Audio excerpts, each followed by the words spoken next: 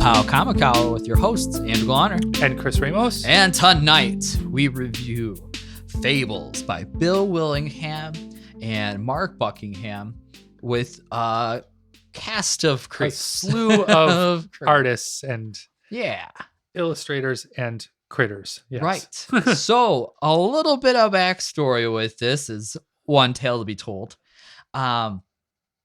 So we picked I chose Fables for us to cover in this podcast because right a little bit after COVID and building up your collection, sometimes you start to evaluate what you have and looking for new things, and sometimes you run across a deal that you're like, hey, let's try it out.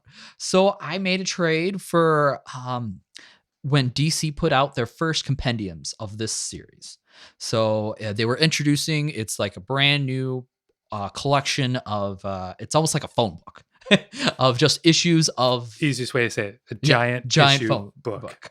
And it has about 30 issues in it, but this was like the first, couple of series they were starting to put out for it, kind of see what the audience thinks about it, if it's well received with sales and things like that. So Fables was the first series that I bought with it. I didn't know pretty much anything other than community recommendations. So I was like, oh, okay.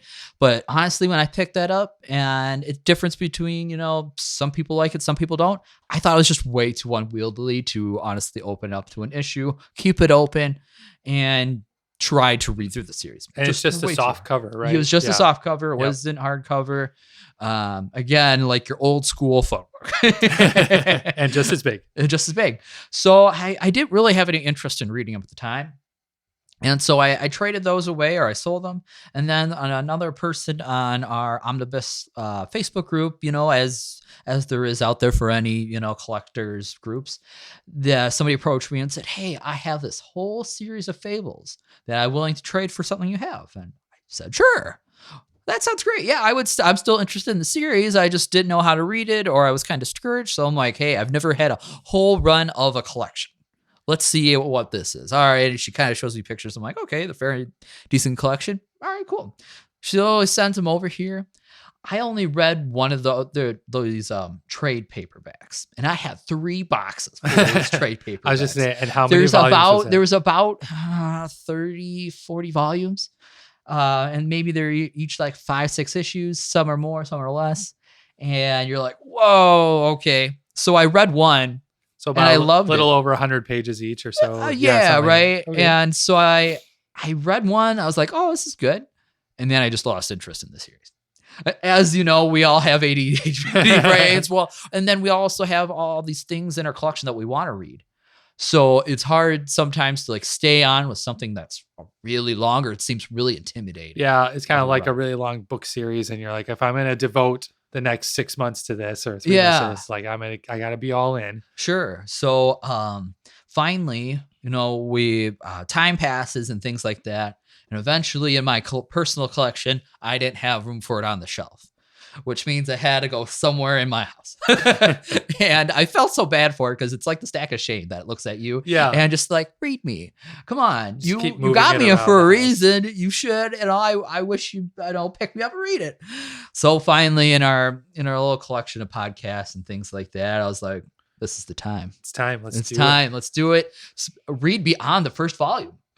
Because that was the big thing for me, was I never read beyond the first volume. Well, it's almost set up too that each volume is its own story. Right. So volume 1 is there's 2 stories in it, but it's the same storyline, if that makes sense. It's like the conclusion from the beginning. And each volume, about a little over 100 pages. Yeah. With its own lesson and its own look into a different part of the Fables. Sure. And I really enjoyed all of the Easter eggs that each thing had. It's just, you can get lost in those. Yes. It's really fun. Absolutely. And I guess so we'll try to work on a summary, because this is an interesting part as well. Well, and to clarify, we only read the first 3 volumes. That'll be what's covered in the podcast, not the entire series. We didn't cram 13 years of storytelling into a month. We just didn't do it. So 3 volumes is about 18 issues. Yep. And it has a good stopping point, and then it Andrew read into the 4th volume, because I was that passionate and excited. It's cool. I mean, you really do. It does take a Yeah. moment to say, okay, I'm going to put myself in this world, just like any Yeah. comic, right? But I think it has enough nostalgia to tie in. And I found myself kind of looking up a few fables because Sure. they do pull from like Some obscure every stuff. story. Yeah. Yeah. Even stories back into Greek mythology. It's Oh, wow. every story. So Okay. it is fun to kind of notice that. Awesome. So to sum up, or kind of give you an idea of what Fables is about. So think about the fables that you grew up with as a child, like Little Red Riding Hood, anything from Disney, like Snow White, Some of the Dwarfs, from Red Riding Hood and the Big Bad Wolf, the Three Little Bears, anything in that realm of storytelling. And picture those characters and those storylines and put them in New York. Yeah. In a real life setting, but they're not totally in New York. They're still in their own town. They call it Fable Town. Well, yeah. So like I kind of saw it too. There's Fable Town, which is like a hidden town for all of the stories that cannot blend into normal world. Right. So like people who are giants or people who are like half animals. The Three Little Pigs. Yeah. And then the rest of the fables are in the real world. They have some magic to them, but they're in the real world. So they do blend in because they look like normal people, like Snow White and stuff looks like normal people. And the idea is they do not want to blow their cover because they were forced out by an evil entity they call the adversary. Yeah, the adversary overran their lands. Yep. And it sounds like it almost kind of gathered up their lands a little bit. Like everyone had their own sort of fairy tale territory. Yeah. And then they went from world to world to world and they fled from one world to the next. And eventually it was just like one left and they all ran away. Yes. And so they escaped into the real life society and they've been here ever since. And it kind of alludes into some of the later volumes as they may have been here as early as the 1800s, some more, some less. Hundreds of years is what they were saying. Because they all kind of came over at a little different times, but there was large groups that kind of went in there and said, oh, I was here at a certain time, or I wasn't there. Now it kind of goes back and forth, but they all exist in the same world and they've been there for so long that they don't want to blow their cover, but again, they want to adapt to society. They still want all the riches of the land that they came with. Some brought all their wealth with them and some didn't. So they're all trying to make do with what they have. Well, and some, they had to figure out a hierarchy once they got over here too. So a lot of the lords and the princesses and the kings and Blackbeard and things like that, they sort of quickly took kind leadership of roles, I guess. And they just told everyone else, we'll figure this out. We all want to live in prosperity. We want to live like in some anonymity, sort of coexistence. But we'll be the ones. There's like a board and there's like overseers and there's enforcers. And so everybody has a role. Yeah. It's very well thought out. I thought, as far as a story that you can be built upon, this is a pretty good base. Right. And, Bill Willingham is the writer, as we announced, and he's the only writer on the main series. And it's really just kind of astounding, like how much he's built up and how much invested we get as readers into these characters. Yeah, I thought that too. Like he's really building the characters into memorable stories of their own. Right. So like, to me, everyone sort of knows the Big Bad Wolf and everyone knows Snow White and everyone knows Goldilocks. Yeah. And they had like the Jungle Book was in there. The tiger and the right. That makes sense now. and that was all Jungle Book guys. Right. And so anything's really fair game and Shere Khan and so it was really cool because you already have that nostalgia for that character. So then you're like, oh, that's them. That's Goldilocks and the Three Bears. Right. And then Bill puts his like Vertigo spin on it. And Yes. so Vertigo, as we've talked about before, is the adult end of DC Comics. Right. So when we talked about like Swamp Thing, Vertigo, right. Sandman, Vertigo. So you can tell just about any story you want at a mature level. Yeah. And this was also when Mark Buckingham came in for it. This is also, I feel like the remnants of the like British Invasion too. So same kind of feel and edgy and trying new ideas, making a little bit of social commentary, but not as blatant as some others. It depends on the story. But it was just really well thought out. And I guess we could kind of jump into the feel of the first album, Legends in Exile, which is so fitting for this book. And it was really interesting because the first volume kind of is this murder mystery. Yeah, it's a whodunit. It is, which I guess it's really an easy start to like just step into the universe and figure out who's the cast. Well, and also they set up the cast of characters right away as we are fairy tales, we are immortal, we've been here for hundreds of years, right? So say you're like, what are the rules? Yeah. And then of course the other shoe drops and it's like someone's been murdered. Yeah. So I always like when stories do that, when they set up these rules, like, hey, the rule is we're immortal and we could be here forever. And it's like, oh, actually someone just got murdered. Yeah. So then you're like, how did that happen? Who did it? And in true Vertigo fashion, it's adult themes sprinkled throughout. There's lots of murder, blood scenes and things, and language that would get it where it's like, hey, like the opening of like what's written on the wall. I'm trying to remember. There's no more happily ever. No after. more happily ever after. That was one of the first moments you're like, oh yeah, wow, this is a story now. And Snow White is sort of the in charge, the executive director. Right that's how I pictured it too. She isn't the ruler of everything, but she's kind of the one that's getting charge of. She keeps everything. things organized. Yes. On volume 3, they actually have like a who's who, so I'm going to go off of that. Snow White, the resourceful deputy mayor of Fabletown, the one who really runs things. She was Prince Charming's first wife. They divorced when she caught him sleeping with her sister. Yeah. It's like, well, Prince Charming. And her sister in this canon is Rose Red or Briar Rose. Yeah. Brunt Rose. Yeah. And that's who we presume was murdered in the first volume. So. and it's funny too, because they almost, the way that I saw it too was like, okay, when they were living in their fairy tale, right, that was their story as perfectly as it was told. Yep. But then when they came into the real world, that's when they started getting into like adultery and sort of drugs and like having other problems that our world has. Yeah. Where like, obviously in Snow White's land, it's not going to be a problem with drugs and alcohol. No, and things like that. Yeah. Those it's a substance-free world. Yeah, or at least according to the fable. Yeah. The way the story is told. Yeah. The way the story is told. So it's almost like they're trying to blend in, but they're also falling into it's the perfect mix. Yeah. Actually. Yeah.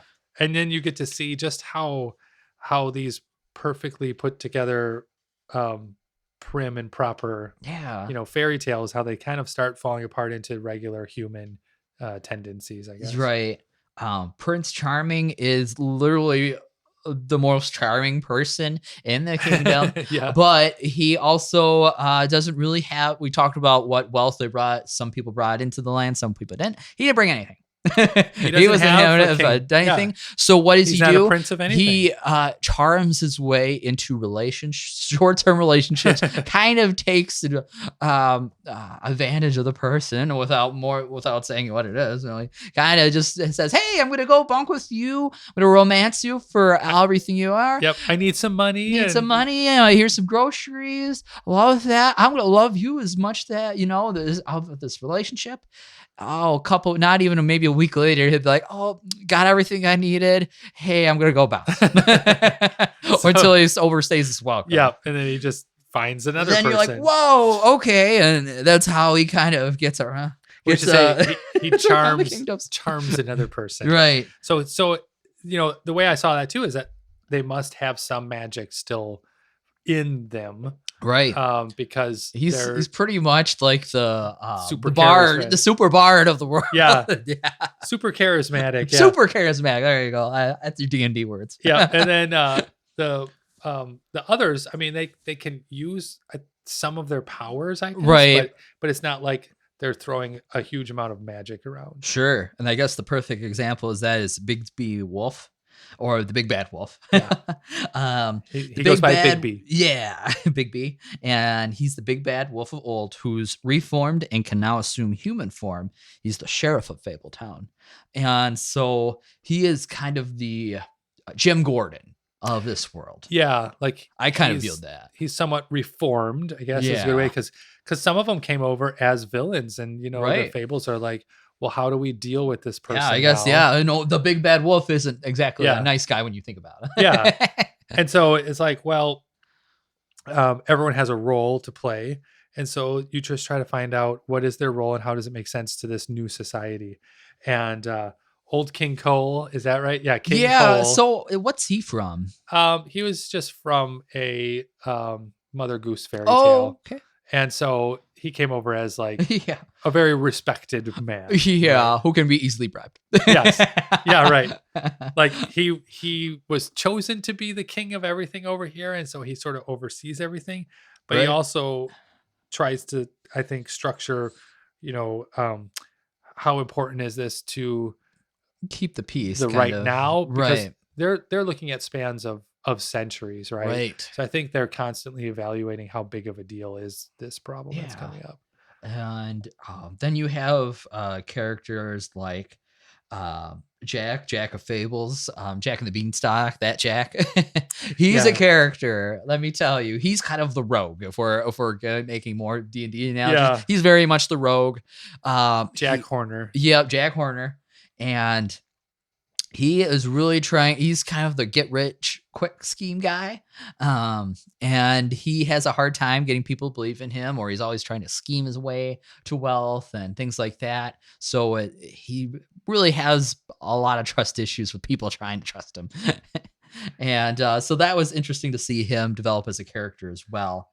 And then and his nursery rhymes with Jack, like they kind of mashed all them together. Sure. There's even looking up too, it's like there's little Jack Horner who sat in the corner. That's him, Jack. And then there's Jack and the Bean Stalk, right? Which they say, that's the one I knew. Which they even say, "You're Jack, so you're a giant killer." I'm like, oh, that's. And then there's Jack Be Nimble and Jack and Jill. So they just took all the Jacks and they kind of made and they just made it into this one mashed person. them up, made them out. So he's all the. That's Jack. why I guess they made a spin-off series called Jack of Fables. Yeah, Jack and Jill, and then this is the house that Jack built. All of those are referencing him, right? And in almost all of his fables, he's trying to do some sort of doing something for nothing, sort of like, so he is like the ultimate, like falls into traps of get rich quick schemes and stuff. And then just to kind of keep going a little bit, there's Flycatcher, Goldilocks comes up, Bluebeard, which I don't know if he's related to Blackbeard or they just made again, maybe an amalgam of Blackbeard and things like that. Yeah, and it was funny because you could see his hook in one of the shots. Yeah, in his room there was like a hook on the. Yeah, that was kind of one of the trophies. So that was interesting, but he's kind of cool. Boy Blue, he's Snow White's assistant, and then Briar Rose, who was Sleeping Beauty, Prince Charming's second wife. Yeah, Prince Charming had more than one life. More life, but so that's just even the small, really like day-to-day like cast of the characters. Yeah, and that's like, wow, okay, and they kind of smash them all in there. Yeah. And so going back to it, like the first volume starts out kind of like this murder mystery, and there's just more to the seams. It's telling about the rules of the land, and you're like, okay, kind of going in the feel of just what's going on. And then we get into the second volume, Animal Farm. Animal Farm is even like a different direction than the first volume, because that's the one where we kind of go off the city and say, hey, where's all the creatures, all the fables that couldn't be human? Yeah, like the three blind mice and things like that. There's right. And a few of them too, like they had a robin that was doing like a search and rescue. Yeah. And then when you look up that Robin, that was part of old mythology. I just looked up Bluebeard, and Oh, it's okay. Bluebeard Grimm from the Brothers Grimm. Oh, He okay. was a wealthy man who murdered his wives after he married them. That was his thing. That's why they didn't want him to get Oh, married. right. And he also was in quite a few stories. So he's kind of the I don't know, the problematic husband to fill that Well, I moral. mean, he tries to make a secret deal with Rose Red with Briar Rose. Yeah. Yeah, so he's probably the most villainous of them in this Right. Yes. time frame, I And he's guess. very much the businessman and Yep. things like that. And he's trying to be the wholesome, like, contributor to society and donating to charity, the charity of the town to keep the town running and all that. Very high society feel. But And yeah. and so Big B Wolf, Yes. he is I kind of saw him too as like almost like a Constantine sort of, Yeah, like he has that feel. he's got like a trench coat and he smokes He's a very cigarettes. He's doing that anti-hero. thing. I Yep. guess when you do say that, that is more, he's more Constantine than Jim Cornyn. Kind of feel. Yeah, and he's trying to solve this mystery and he doesn't really care what everyone else thinks kind of thing. Right.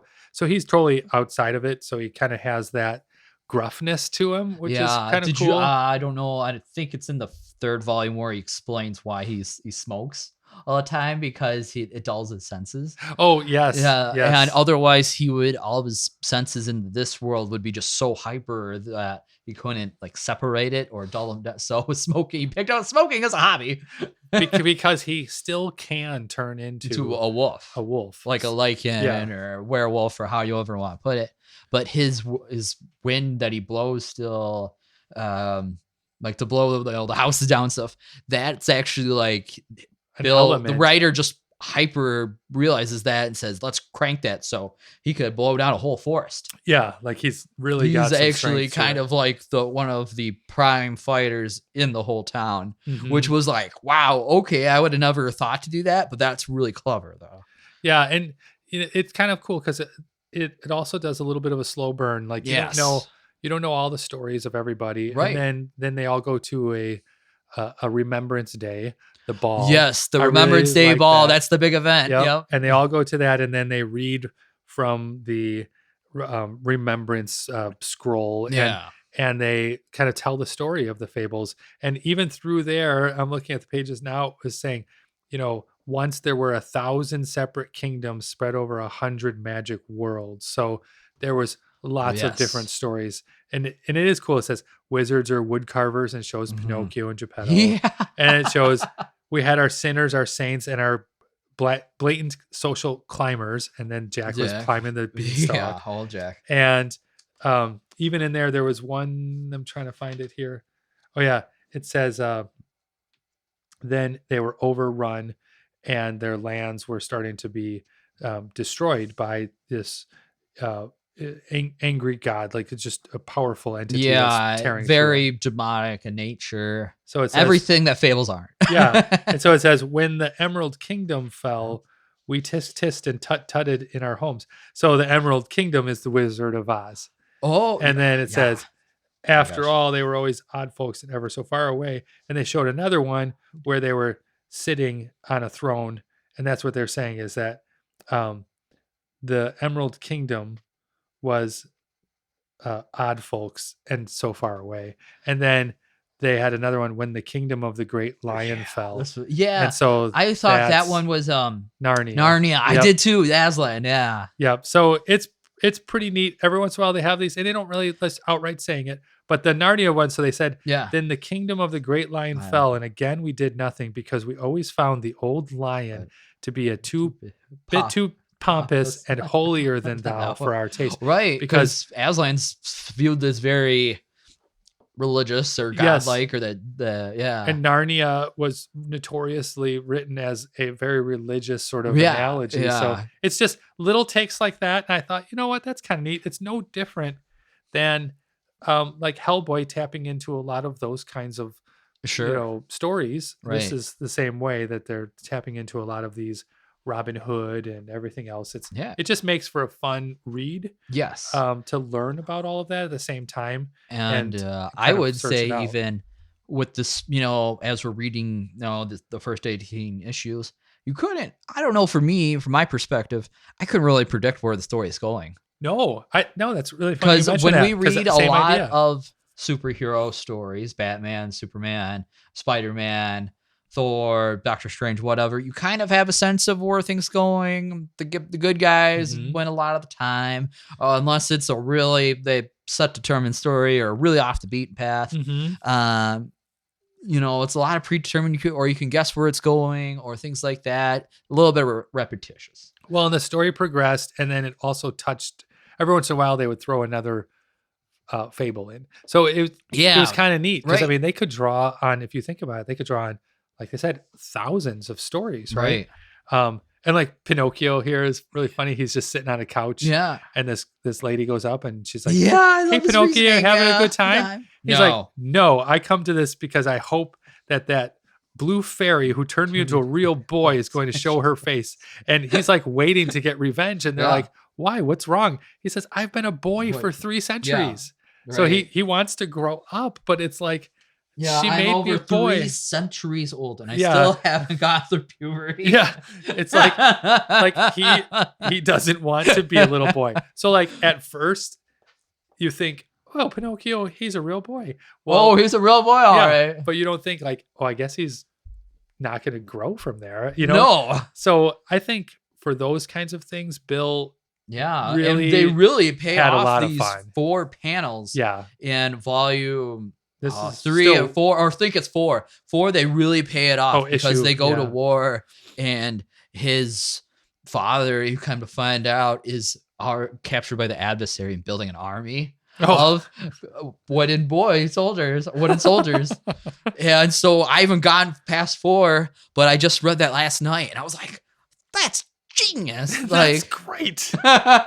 like just for the storytelling and character investment, paying it off Well, and and if investing in your character. favorite character, because I think too, there's a lot of novels out there that now are being written. I mean, heck, even like Wicked.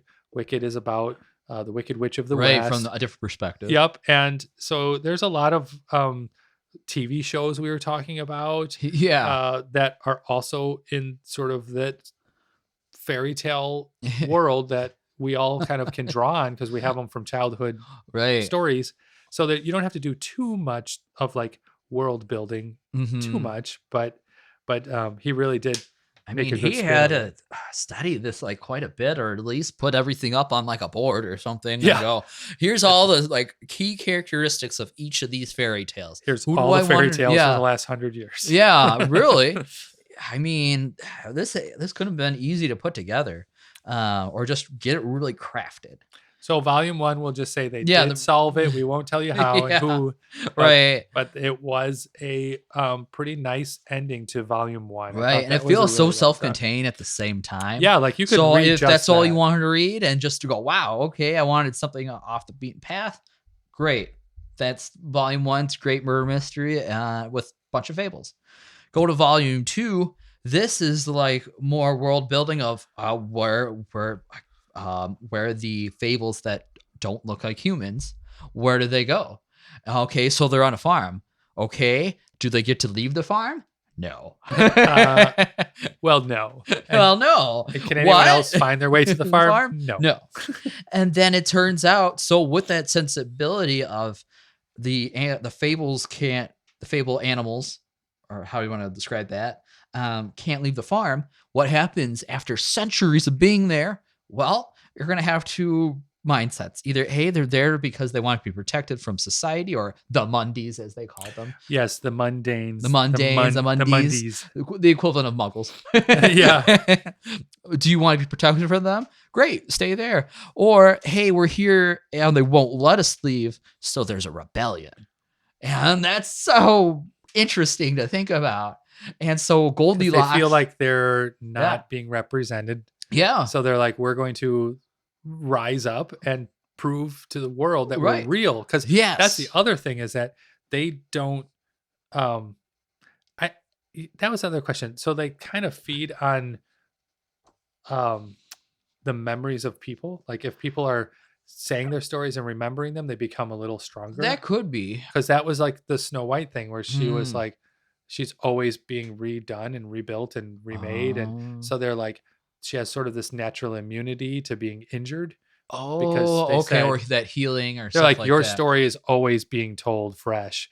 And some of the Sure. other ones were not. So they were worried about if Mm. violence came to them, if they'd Right. be able to Yeah, and that come could out of that. be that could affect their power and things like that. I could Yeah. really see something like that. But yeah, and like Goldilocks inspires like a rebellion and things like that. So super interesting. And then they start introducing more modern sensibilities of like, hey, we're going to weaponize the Yeah. animal. So it gets a little bit off the rails at certain points, but they have such human characteristics or characteristics that really associate with their character that they just kind of add those little modern like fun Anecdotes, I guess. personality traits to him. And there's another character in here called Reynard the Fox. He was another one I looked up. Yeah, the fox. Okay. Reynard the Fox. He was a old medieval European story. He was a character in Dutch, English, French, and German fables. So it actually, Reynard is the standard French word for fox. Wow. So not Fox and the Hound. No. So it's kind of neat. They're saying that the Reynard the Fox story, it could go back as far as 1171. Wow. So they're really starting to pull from all fairy tales. Right. And again, it's like he pops up and you're like, do I know this fox? And yeah, I guess. And I wouldn't even know. Like that was a thing. And there's the other one, the cock robin. Yep. The cock robin bird. So yep. So I thought that was just a funny way to say robin. So there you go. It's like you look it up again and it's like a really old fairy tale. So it's really neat to kind of do all of those. The fox was so cool, very heroic, really trying to help out Snow White and get her through some of those like uncertainty times when she's kind of on her own. She feels like she's being hunted and lots of going on and Baba Yaga's house comes out. Yes, like, I like that. Okay. I love the story of like Baba Yaga because Hellboy was really cool to see her pop up in there. And I feel like there's so much potential with that storyline, that evil witch, and just a lot of cool things come out of that. So the cock robin was a old English nursery rhyme that just talked about accidentally killing birds that you didn't want to. So the rhyme is, with my little bow and arrow, I killed cock robin. Who saw him die? I said the fly with my little eye. And so, and it says it was as far back as 1744. Wow. So again, really old references. That's awesome. But makes you want to almost look it up. And I love when stories do that. And you're like, that means something. I'm going to see if it really does. Right. And it does. Yeah, I can only imagine Boy Blue was kind of cool. I didn't know anything about Boy Blue, but I'm sure there's a whole... Yeah, with the little bugle. Yeah, I was like, because he was known at like playing like blues and jazz music and stuff like that. So that was interesting. But yeah, and then Bri Rose, Red Riding Hood, so the next storyline is really...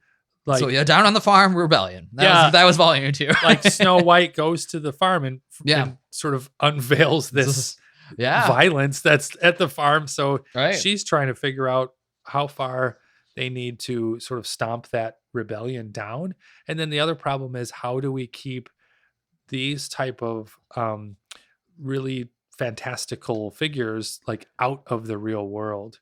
Because that's what they're trying to do is escape out through there. And then they're like, well, we got to keep you hidden.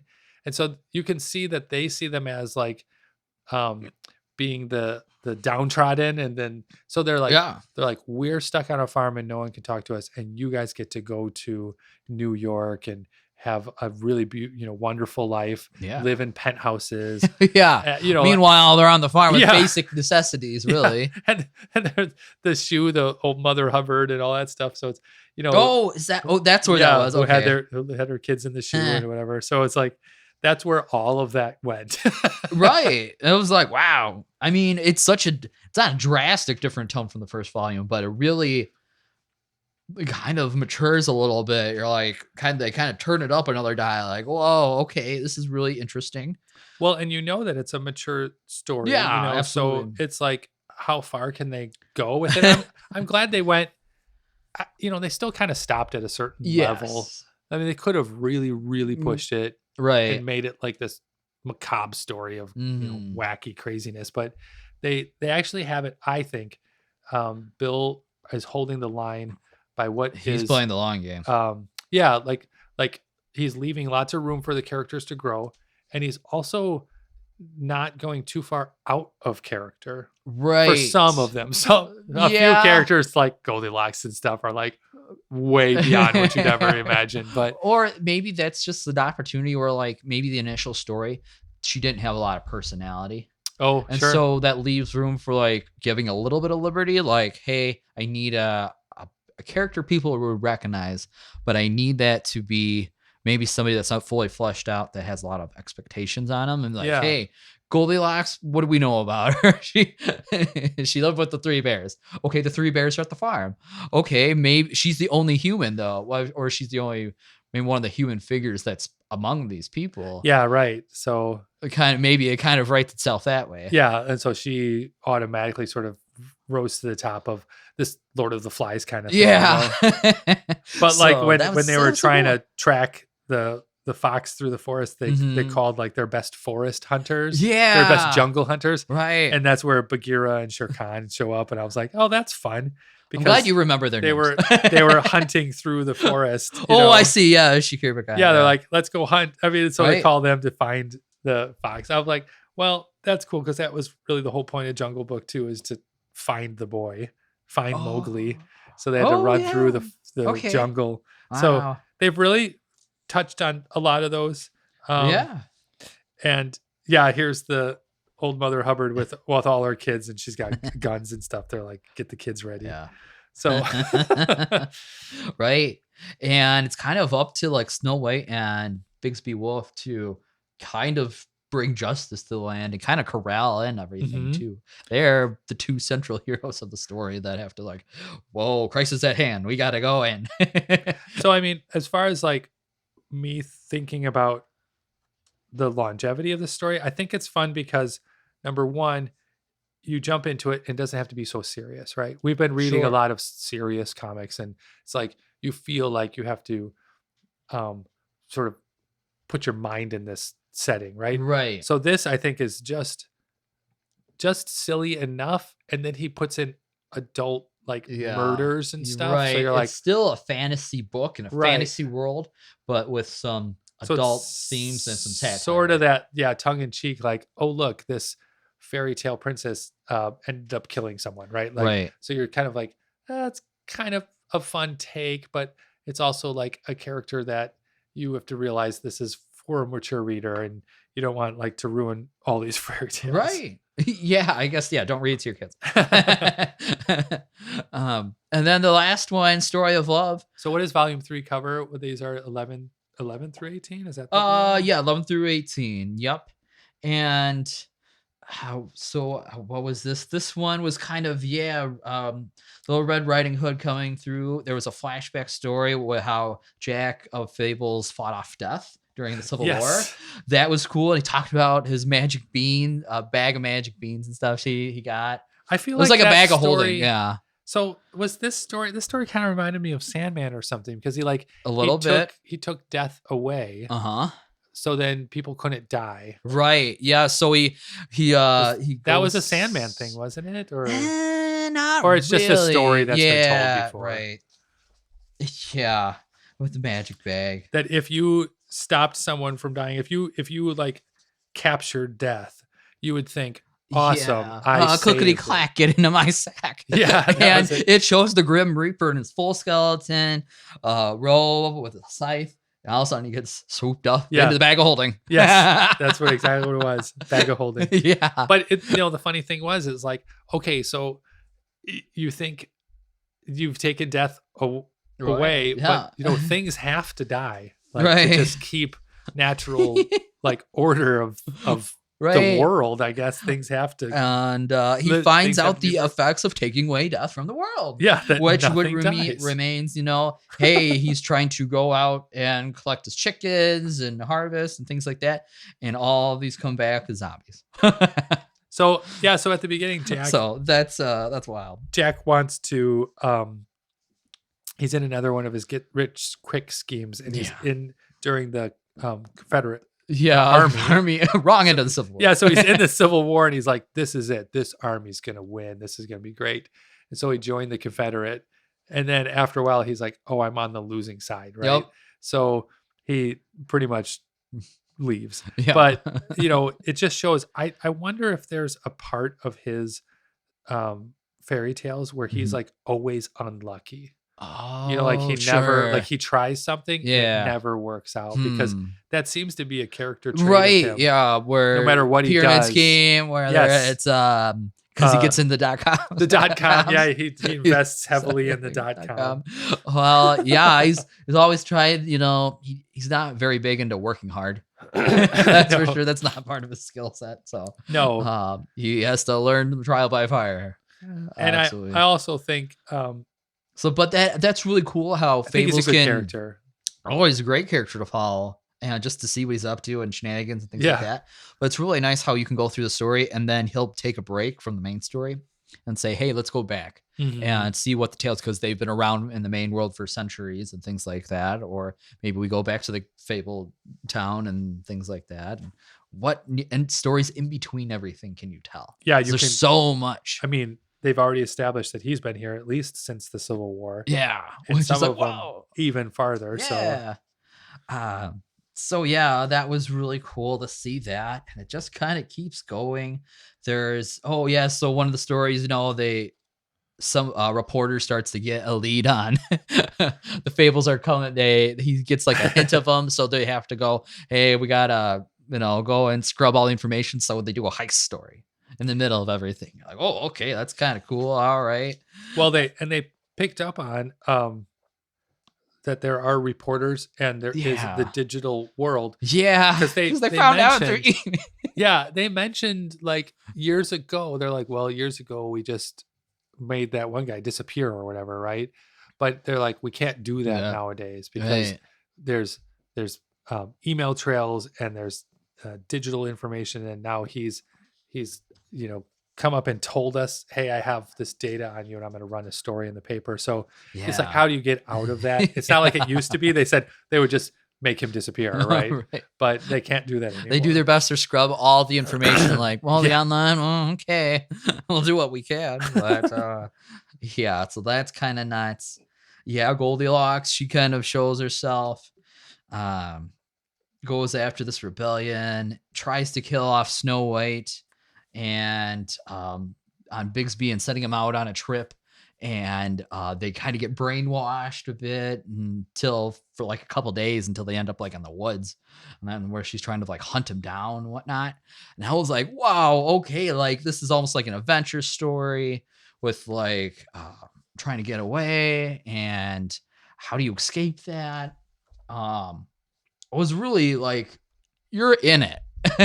You're in it and you're invested because you've been following him for like 15 issues and you've gotten attached to him. Yeah, and I think he's writing each character has enough screen time, so to say. Yeah. That you don't really get lost. I mean, they have their main characters, probably 5 or 6 main characters. Right. Yeah, Prince Charming and Bluebeard, Bixby, Snow White and for Snow sure. White. So you're Boy Blue a little bit. He's written them to the point where you really do like those characters. Yeah. And everything else that comes in is just a fun sort of side quest the idea. Yeah, right? side quest backdrop. Oh, sure. But then you kind of come back to those, and that's really, I guess, the good point of a lot of stories is that you have these legacy characters that you really care about. Right. Yeah. Roadrunner and Coyote Ugly. But yeah, he's got some great story ideas for sure. And it was just a blast to read through and this journey that, again, I had a hard time starting the series. But once I got invested, like honestly, the second volume, I think the first volume was just self-contained enough to say, okay, it's there. Right. But it took to the second volume to be like, there's more substance to it. There's more going on other than just a murder mystery. We're changing the tone. We're adding cast of characters. We're growing the world and setting some rules up and building that mythology up again. Well, and Fables started in 2002. Yeah. And it concluded in July of 2015. And then he came back in 2002 again to do some more stories. 2022. It says 12-issue continuation of the main series, as well as a 6-issue spinoff of Batman versus Bigby. Yeah, which would be awesome. Again, going to those Batman analogies. We gotta find those. And then I guess since we're talking about it, like continuations, so they've really tried hard to, you say, is there a TV show or movie? No. They've tried to pitching it to NBC. That became Grimm. They're like, hey, we don't want to do this, but then they came out with Grimm. Then they pitched to ABC or something like that, and then it became Once Upon a Time. So they've tried to like workshop it. It hasn't went anywhere, but they kind of said, hey, we still want a fairy tale-esque story. They just didn't want all the adult stuff in it. Yeah. Which is fair. I mean, this would almost have to be like an HBO show if you wanted to go for the full tone or something like that. Well, and as far as like what DC even says, as far as crossing over to the main universe and coming back, and that was a big deal. They tried that. They just wanted to introduce some of the characters in with that Batman crossover. Yeah. They also wanted to say, how long can we keep this running without it just becoming stale? And they don't want to do this like, villain of the month kind of thing, right? Fair. And so they figured, well, we can always go back to it in different capacity, but it's 150 issues of Fables. Yeah, right now. and then 160 probably now. I think that's one of the numbers I've seen. I was like, yeah. And that's why it's such an intimidating series to... Yeah, because we just read 18. Yeah, so just to kind of get a feel of what's going on. But I guess, after reading these three again, I was hitting the iron. I was like, all right, it's hot. I'm going to keep striking it. And I read the fourth one last night, one sitting. I picked up volume 5. I have that next to my bedside. You said volume 4 was probably the best one yet. Huh? Oh, so that even ramps it up there because there's a whole battle in there. So the adversary comes and he comes into the real world. Like he starts sending some of his minions through a new portal. Well, and you knew like when Red Riding Hood's like more than to what she is. Cool. All right. It keeps going. And I'm like, I haven't been this excited about a series in quite a while. Good. Because it's not them all. But honestly, I can't predict it. It keeps getting interesting. The tone shifts a little bit between each book. You get to do flashback, flash forward a little bit, and I just want to see where it keeps going. Yeah. Well, that's exactly what we're trying to do, is finding some of these series that have been out for a while, right? And then so some people might say, well, I don't really know what it's about. Do I want to jump into it? Sure. So we'll do the legwork a little bit. Yeah. And I guess before we wrap, do you want to say anything about the art? Yeah, I was going to say, actually, one thing about it. We geek about the story and I wasn't rapping so much, but the big part is when you find something, it's nice to see that there's enough of a library to keep you, busy with it. Right. Now, the artwork to me was actually really fitting to the story. And that's what I always look for, is like how, I think, how removed is the art versus the story, right? Like the writing. And they did change artists a little bit. Yeah, from the volume one. Yeah. Mark Buckingham. Mark Buckingham becomes the main series after like volume 2. Yeah, I think he stays on for a while. I think he does really well because there are a lot of scenes where it's like really detailed. And then some that there are not, but he's holding true to the characters, and he's really kind of keeping the landscape correct, right? Mm-hmm. And he has just enough kind of soft clarity. Features on some characters, and then some are a little rougher, depending on maybe the age or what work they do. Yeah, all the girls just have the sort of the basic, except for like Big B for Mr. Wolf. Yeah, he's always got a lot of scruff, which makes sense. Some are a little hair, like blue ears. But even getting into the 4th volume, flipping through that, I think the colors are very early 2000s, right? Yeah, it definitely shows the art of that time frame. Absolutely. They get a little more loose with some of the pencils, but at the same time, I think you got to have an idea that some of these are just goofy characters to begin with. Right. Right. Yeah. So the one who was they call him the fly eater, the frog prince. Yeah. So, frog catcher. yeah. So he was a frog, and then he was Yeah. kissed by a princess and turned into a person. Well, he's always wearing like fly catcher, not frog catcher. Fly catcher. he's always wearing. He's got like a hat that looks like a frog, right? So he's got like a back, yeah. and here he's got like a backwards. Oh yeah, on that one hat. he does too. And so he's kind of I don't know. They say he's like something's wrong with him or whatever, but like you have to remember he was a frog, right? So he kind of has the ideas and mechanisms and manners of a frog. Sure. And in art, it's hard to make that apparent, right? Right. But it works really well, and the artwork keeps it, I think, loose and fun. Yeah. So it is cool because some characters that need to be prim and proper are drawn really well. The colors are really nice still. Daniel Vozo, the colorist, does really nice like soft colors in this. There's nothing too bright or out point, but it definitely like keeps the flow of the story, keeps it kind of grounded, which I appreciated. And kudos to like Todd Klein. He is the letterer throughout this whole majority of the series. And I would say, hey, I like the style and things like that. And really is fitting to the page, and just a great creative team they have on this book. Yeah, and to say that they've stayed on for so long is really nice too, because then they can kind of again, this is probably one of the keep it consistent. Oh man, longest running series in comics, I would say. Or it's probably up there. Or at least in the modern or semi-modern era. 2000s seems like such a long time. It says highly inventive, charming, a top-notch fantasy comic that is on par with the Sandman. Yeah, for real. That sums it up right. But it was great read, really great characters. Highly recommend. I learned more about Fables than I ever did. I'm like, I didn't know that was Fable. And I didn't know there were so many Easter eggs. Now I do. Who knows? Maybe you'll start looking up the real stories. Oh man. Yeah, right. After this, you'll dive deep into Mother Goose and all that. Yeah. Oh gosh. That's another I can't wait. Well, we'll see what Mother Goose brings. Yeah, that'll be on the next podcast. We'll read Fables of Old. All right.